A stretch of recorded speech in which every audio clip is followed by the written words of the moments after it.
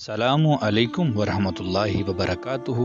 دوستو، آج ایک خوبصورت واقعے کے ساتھ آپ کی خدمت میں حاضر ہیں۔ امید کرتے ہیں آپ کو یہ واقعہ پسند آئے گا۔ ایک وقت تھا جب ملک کے بادشاہ کے اندر عبادت، پرہیزگاری اور دینی سمجھ بوجھ کوٹ کوٹ کر بھری ہوتی تھی۔ آج کے اس گئے گزرے دور میں آدمی ان واقعات کو سنے تو عقل حیران رہ جاتی ہے۔ جب حضرت خواجہ الدین بختار کاکی رحمت اللہ علیہ کی وفات ہوئی تو کوہرام مچ گیا۔ جنازہ تیار ہوا، ایک بڑے میدان میں لایا گیا۔ بے پناہ لوگ نماز جنازہ پڑھنے کے لیے آئے ہوئے تھے۔ انسانوں کا ایک سمندر تھا جو حد نگاہ تک نظر آتا تھا۔ جب نماز جنازہ پڑھنے کا وقت آیا، ایک آدمی آگے بڑھا اور کہنے لگا کہ میں خواجہ قطب الدین بختار کاکی رحمت اللہ علیہ کا وکیل ہوں۔ حضرت نے ایک وصیت کی تھی، میں اس مجمع تک وہ وصیت پہنچانا چاہتا ہوں۔ مجمع پر سناٹا چھا گیا۔ وکیل نے پکار کر کہا، حضرت خواجہ قطب الدین بختار کاکی رحمت اللہ علیہ نے یہ وصیت کی کہ میرا جنازہ وہ شخص پڑھائے جس کے اندر 4 خوبیاں ہوں۔ نمبر 1، زندگی میں اس کی تکبیر اولیٰ کبھی قضا نہ ہوئی ہو۔ نمبر 2، اس کی نماز تہجد کبھی قضا نہ ہوئی ہو۔ نمبر 3، اس نے غیر محرم پر کبھی بھی بری نظر نہ ڈالی ہو۔ نمبر 4، اتنا عبادت گزار ہو کہ اس نے عصر کی سنتیں بھی کبھی نہ چھوڑی ہوں۔ جس شخص کے اندر یہ 4 خوبیاں ہوں وہ میرا نماز جنازہ پڑھائے۔